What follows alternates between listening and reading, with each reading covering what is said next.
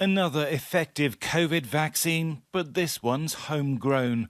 Key data from clinical studies of 24,000 people show the Oxford vaccine is 90% effective and may also reduce the spread of the virus, the first time that's been shown with any of the jabs being prepared for rollout. Results also show there were no major side effects. With 100 million doses pre-ordered for the UK, success of the Oxford vaccine is crucial. It started over a kind of cold weekend where I helped design the vaccine and has progressed since then, and it just hasn't stopped. For those working on the vaccine, there's relief to be so close to the finishing line. There have been tough times for me and the family and for everybody involved. It's gotten to the stage that I don't think my children recognise me anymore and refer to me as daddy because that's the default parent who takes care of them. But I think they're proud of me, and we need to do this. This is what we need to do to hopefully help us get out of the pandemic. Is it like volunteering? It didn't hurt at all. The next day, it was a bit painful. Lois was one of the 50,000 people worldwide to take part in clinical trials.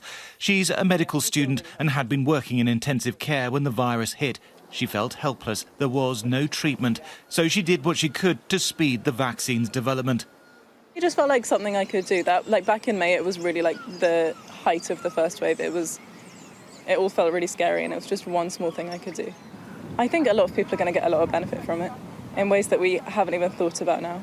Like the big things like there's not going to be people in intensive care anymore, and small things like people can have their relatives visit them in hospital again, and then even smaller things like I can get the train and see my parents and not worry about it. I think it's going to change everything. The Oxford vaccine is based on a virus that causes the common cold in chimpanzees. The virus has been modified so it's harmless and adapted to carry part of the coronavirus, the genetic instruction to make its unique spike protein. When the vaccine is injected, the modified virus enters human cells, decodes the instructions and makes the spike protein. A bit like a Trojan horse. The immune system responds by producing antibodies and T cells that guard against future infection with COVID-19. But a vaccine can only work if it's rolled out quickly. The next challenge is going to be to get enough people immunized fast enough to have an impact on the virus. And that does take time. I mean, it simply takes time to manufacture, to get the vaccines distributed, and then to get them into people's arms.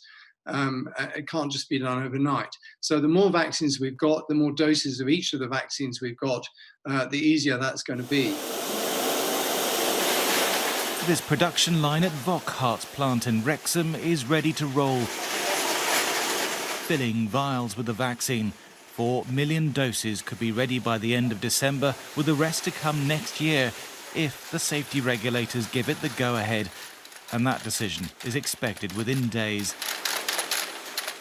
Thomas Moore, Sky News.